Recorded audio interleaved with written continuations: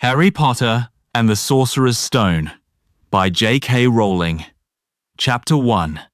The Boy Who Lived, Part 4. Countrywide Anomalies.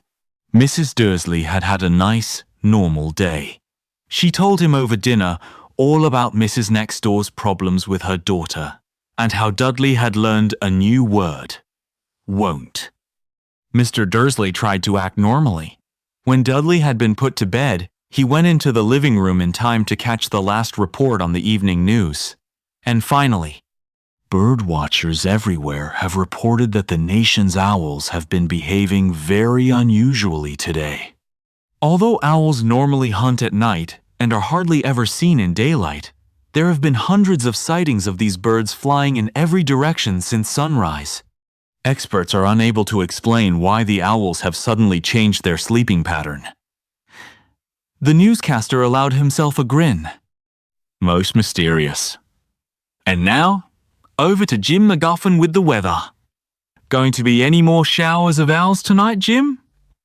Well, Ted, said the weatherman, I don't know about that, but it's not only the owls that have been acting oddly today. Viewers as far apart as Kent, Yorkshire, and Dundee have been phoning in to tell me that instead of the rain I promised yesterday, they've had a downpour of shooting stars. Perhaps people have been celebrating bonfire night early. It's not until next week, folks. But I can promise, a wet night tonight. Mr. Dursley sat frozen in his armchair. Shooting stars all over Britain? Owls flying by daylight? Mysterious people in cloaks all over the place? And a whisper about the Potters. Mrs. Dursley came into the living room carrying 2 cups of tea. It was no good. He'd have to say something to her. He cleared his throat nervously. Petunia. Dear, you haven't heard from your sister lately, have you? As he had expected, Mrs. Dursley looked shocked and angry. After all, they normally pretended she didn't have a sister. No, she said sharply. Why? Funny stuff on the news, Mr. Dursley mumbled. Owls. Shooting stars. And there were a lot of funny-looking people in town today. So? Snapped Mrs. Dursley. Well, I just thought maybe it was something to do with, her crowd. Mrs. Dursley sipped her tea through pursed lips.